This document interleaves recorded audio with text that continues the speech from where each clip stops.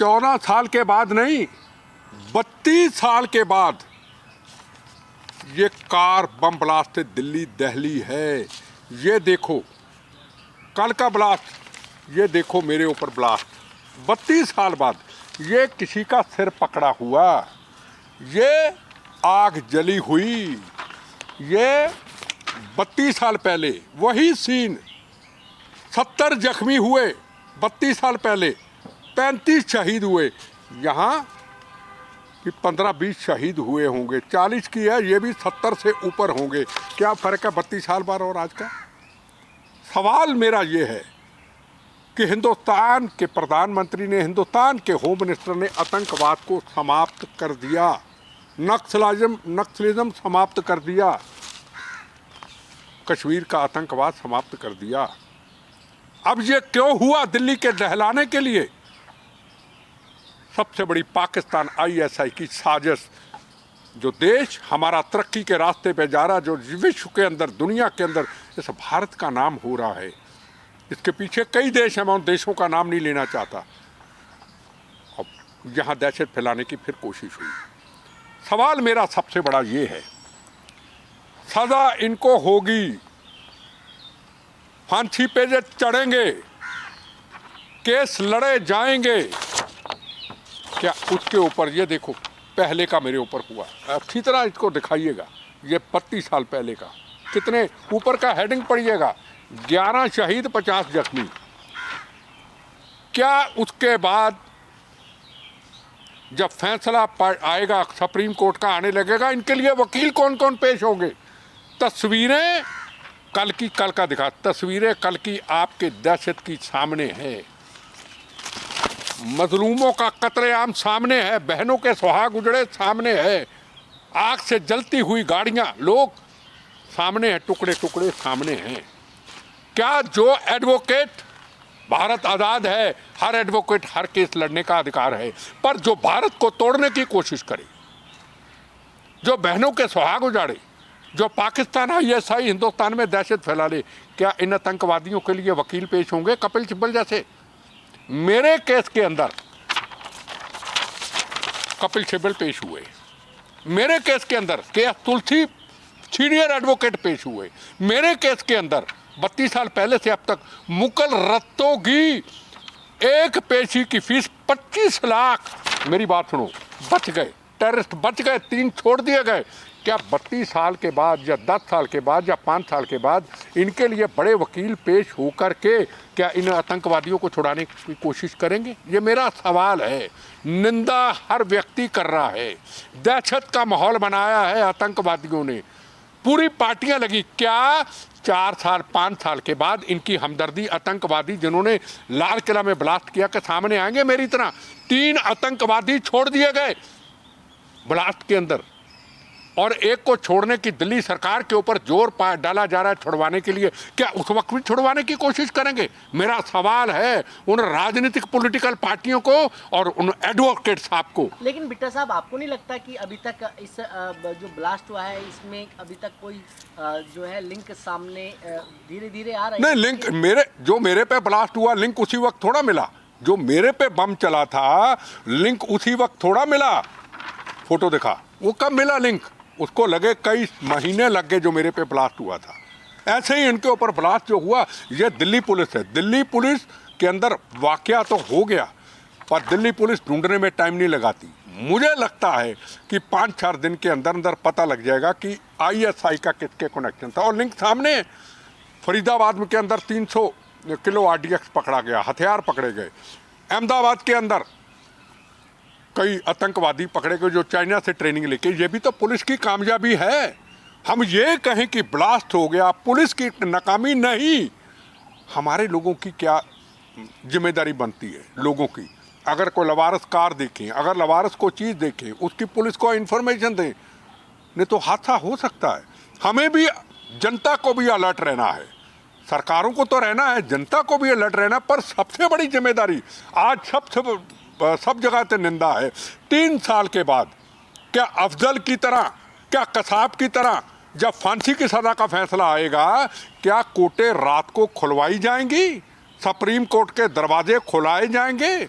क्या बड़े बड़े वकील, कपिल सिब्बल जैसे वकील जैसे मेरे केस में बरी कराए, सब आतंकवादी बरी करा दिए मेरे केस के अंदर, एक को छुड़ाने की तैयारी है? क्या इस तरीके से इनको भी छुड़वाने की कोशिश? नवंबर का महीना ही ऐसा चुना जाता है क्योंकि 26/11, फिर कल अगर बात करें 10/11, क्या नवंबर का महीना ही है? 11 सितंबर पे मेरे पे हुआ था। 11 सितंबर 93 में जब अमेरिका पे हमला हुआ था, उसी दिन मेरे ऊपर हमला हुआ था 11 सितंबर को। सवाल सबसे बड़ा ये है कि जरूरी इस वक्त देश के लोगों को जगाने का है। जो पॉलिटिशियन चंद वोट बैंक की खातिर इन आतंकवादियों को छुड़ाने के लिए सरकार को ब्लैकमेल करते हैं, सरकारें नहीं चाहती आतंकवादी छूटे, जो ब्लैकमेल करती हैं, जैसे पंजाब को पंजाब वाले ब्लैकमेल करते हैं। गुरु नानक देव जी महाराज का जन्मदिन है, जिन्होंने दिल्ली के अंदर ब्लास्ट किया, जिन्होंने दिल्ली के अंदर ब्लास्ट किया, उनको छोड़ा जाए। क्या उस वक्त भी ऐसा होगा? हमें कमिटमेंट करनी होगी, हिंदू हो, मुसलमान हो, सिख हो, ईसाई हो, कोई हो जो पाकिस्तान के इशारों पे चलता है, जो आतंकवादी है, जो ऐसे दिल्ली दहलाता है, उनके लिए कोई पॉलिटिशियन छुड़वाने की पॉलिटिकल फायदा लेने के लिए कोशिश नहीं करेगा। और जो भी एडवोकेट साहब लकीर लक्ष्मण रेखा खींचे, एडवोकेट साहब लक्ष्मण रेखा खींचे कि हम आतंकवादी ऐसे खतरनाक का केस नहीं लड़ेंगे। लेकिन बिट्टा साहब, आपको क्या लगता है कि जिस तरीके से लाल किले को निशाना बनाया गया, उससे पहले फरीदाबाद के अंदर 360 किलो जो है वो विस्फोटक नुमा पदार्थ जो है वो मिलता है, उसको आप पूरी कड़ी को किस तरीके से देखो, मैं इसको इस तरीके से देखता हूँ। मैं कल चंडीगढ़ से आ रहा था, जब ये ब्लास्ट हुआ मैं लाल किला की पिछली दरबार से निकल रहा था चंडीगढ़ से अपने घर की तरफ। मैंने अपने पुलिस के जवानों को बोला, जो मेरी लाइफ का अनुभव है, पुलिस के जवानों को बोला, ये जो हादसा हुआ है फरीदाबाद के अंदर, हथियार पकड़े गए, RDX पकड़ा गया, ये जो अहमदाबाद के अंदर इतना विस्फोट पकड़ा गया, चाइना से ट्रेनिंग लेके आए, बड़ी वारदात होगी, मेरी लाइफ का अनुभव था।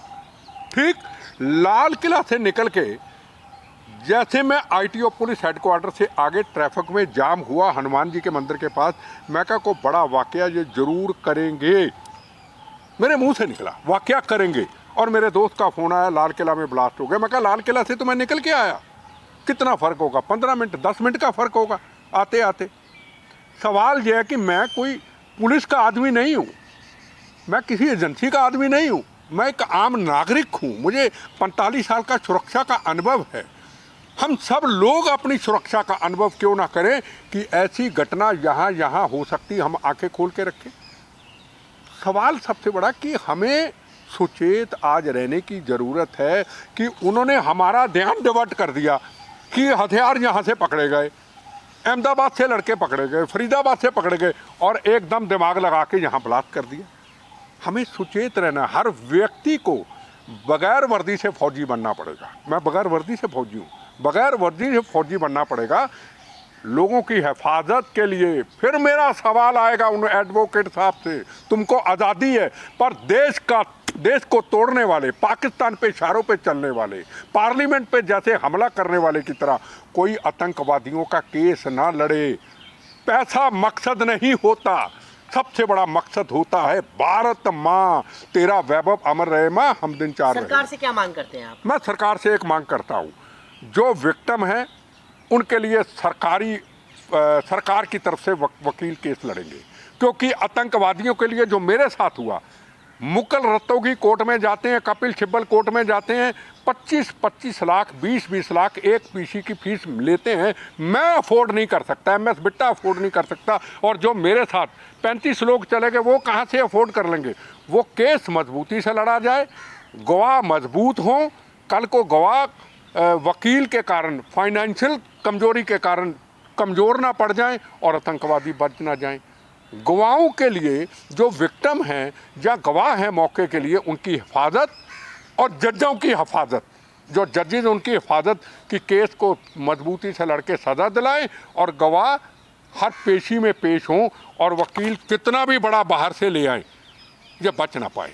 15 से 18 घंटा होने वाले हैं, अभी तक ये पुष्टि नहीं हो पाई है कि आखिर ब्लास्ट किस वजह से हुआ। देखो, जो भी है,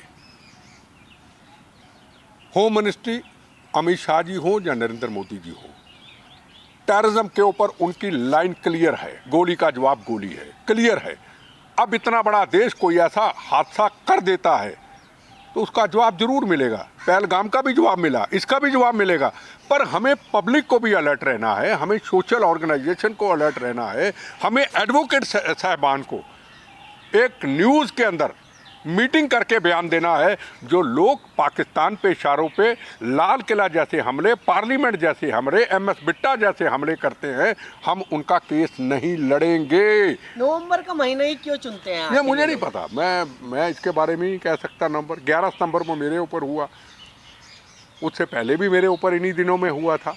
1 साल बाद उस वक्त भी नवंबर में मेरे ऊपर अमृतसर के अंदर ऐसा कार बम चला था। तो ये मैं नहीं कह सकता इसके बारे में क्या है, आतंकवादियों की क्या सोच है कि अब करना है। मेरी तो एक ही सरकार से डिमांड है, जो भी गवाह हैं, जो भी विक्टिम हैं बचे हुए, उनके लिए वकील करें, उनकी फाइनेंशियल मदद करें और वो डट के केस लड़े, उनको फांसी के फंदे तक पहुँचाएँ। और जो लोग इनको छुड़वाने की मांग करें, जैसे मेरे केस में 3 छूट गए दिल्ली ब्लास्ट, ये ब्लास्ट में लोगों को बताना चाहता हूँ 3 पॉलिटिशियनों ने छुड़ा लिए, फांसी से फंदे से बचा दिए, अब एक को छुड़ाने की तैयारी है।